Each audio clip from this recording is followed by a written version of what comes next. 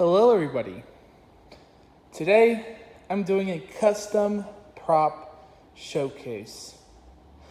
This has been the longest custom I've ever done, taking me about 2.5 weeks to complete. This is a Bag of Bones animatronic. Now that is what a standard model looks like, and this is my Bag of Bones model that I painted, sculpted on, redressed. I did so much work on this prop. I want to talk about it because this is a victory. So, I got this a little while back with a little skelly bones, and I just immediately started working on it. I bought it with the intention of customizing, and I was going to make it into a scarecrow because it has this printing on the sack that says Jack's Spirit Acres Farm, Weaving the Land since 1983. So I was like, I'm going to do a scarecrow, and I'm going to make it very decomposed and very rotted. So on the outside, we're going to start off with this sack. I did a standing on the bottom. I did stage blood mixed with this dark kind of reddish purple color, and together they did this almost dark brown, and that is supposed to look like fluid that has come from a corpse and it's been kind of absorbed into the sack and kind of stained it. And then the hands I did flesh. The thumbs came out a little weird. I will admit the thumbs didn't come out how I wanted them to. So how did I do the hands? So I did the good old-fashioned plastic bag heat gun corpsing technique. Then went over that with my mummification technique and painted that brown, and then went over it with green watered down paint, and then just kind of dabbed it off with a paper towel. And then I went over the holes with the same color I did on this. And then I did that wash over the bones. And then I did a wash of stage blood over the bones as well to give them a more kind of gross, disgusting feel. You can see it more so over here. And they do have sleeves too. He has sleeves. So that's what we did on the hands. The chest is the same story. And what the method did is it created holes that allowed me to put in these maggots. You can see the blood more on the ribs. I actually kind of wiped it off of the hands more. They can look more worn than on the rib cage. See? But I added maggots to make it seem like it was being eaten away.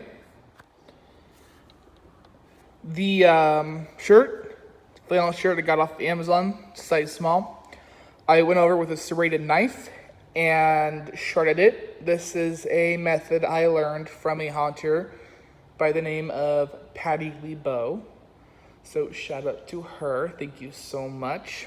I learned that technique years ago, and it has done wonders. So this part's more shredded, so it stays open naturally. And it is buttoned down lower. So the head is where it gets more complicated. Now I've done this technique one other time on another custom. The head, this is real burlap that I bought from Michaels. I learned this from another haunter, I cannot remember his name. And this was a mask tutorial that I used on two props and it worked. This one, another one. It's burlap soaked in Elmer's glue and water, and then molded on to kind of whatever surface you wanted it to be on. And so I did on this, and I cut out the mouth. I did very rough cuts. I did this with an X-Acto knife, so it was very rough and uneven.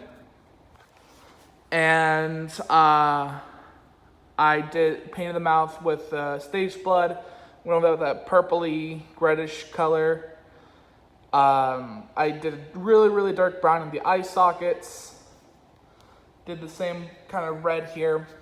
On the top of the head, I just poured on some old paint water to give this really kind of gross feel, especially like on the top of the head. And then I also dry brushed a lot of it a dark brown too, so it just has kind of a dirty look. It's easier to see in person. And I also did a lot of it on the nose too, so the nose is more pronounced. And I did a lot of stitching. I actually punched the twine into the skull, so it is attached, and then I went and glued it in place, so it just never fell out. And there's some maggots kind of glued in there. And I kind of did along the folds, not all of them, but some of them I did it along, just gonna give it a kind of a amateur patchwork vibe. And I stapled it in some places too. I stapled it before it was actually glued to secure it. But all this stitching, it's punched into the actual skull. The eyes and the mouth too, it's punched in, so it's all completely attached, 100%. And then I added some straw as well. Before I did the punching, I added the straw, but I did the punching. So again, he had kind of that scarecrow look. I was using a lot of different critiques from a lot of different people. And there's some people who didn't realize I was a scarecrow, so I actually added some straw to get kind of that scarecrow point across. So, and I did very light, just some around the head. I was gonna do some around the hands, but I decided against it. So, it's just kind of around the head.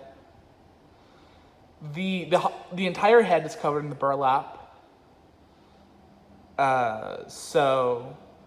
Which is kind of neat. And I used all of the original parts. So the original head, the chest, and the hands are all attached. Even the forearms are all still attached. All of the original parts are still there.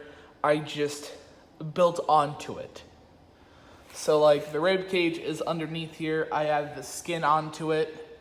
Same with the hands, still onto it, still there. I just added the skin. Skull's still there. I just added the burlap and all that stuff on top of it. I really don't tend to take off any of the parts and swap them out. I like to just use the original pieces. It's just easier, more fun that way. He works as he should. So I'll kind of set my phone down for a second so I can turn him on. He actually looks really good under the light now. So, and the maggots are all super glued in a place so they don't fall off. And that noise is actually the rib cage. It's not him getting stuck. I couldn't get all the screws back on the rib cage.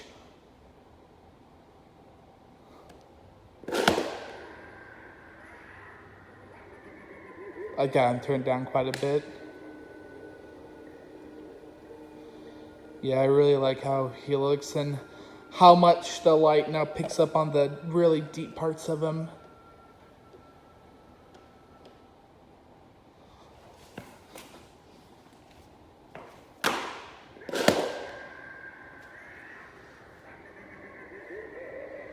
See little maggots on the chest.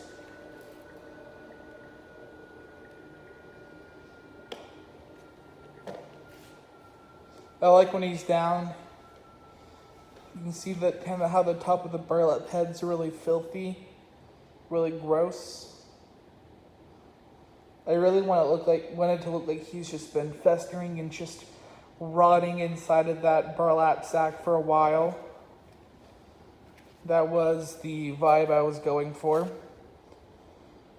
And there's a lot of little hidden details like the sleeves and the arms. Now they're not attached to the actual body. It was for disassembly purposes, and the actual shirt was too small. And you know, all the little holes in the shirt, like you can't see them. It's also really hard to see it too, but he has an actual neck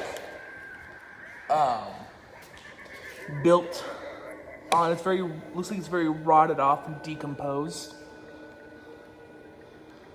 But yeah, this was pretty much my passion project that I did for, God, a while.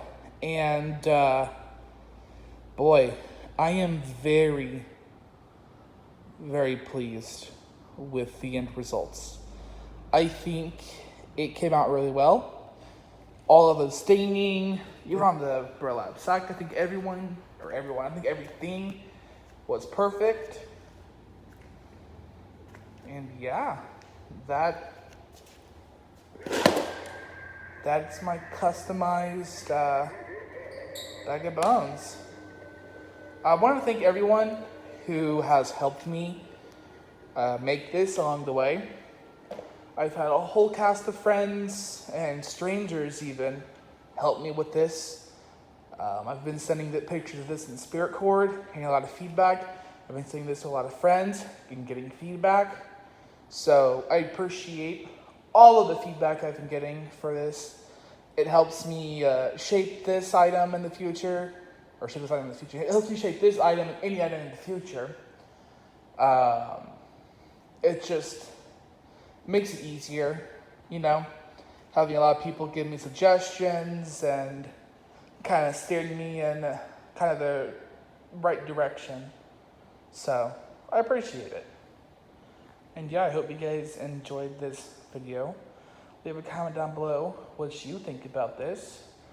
I know I've already inspired quite a few people, so if you buy this and customize it, turn it into a scarecrow or whatever, link your video, social media, whatever, down below. I want to see what you do with this animatronic as well. I know a lot of people want to customize it, and I really want to see that. So yeah, I'll see you in the next one. Bye guys.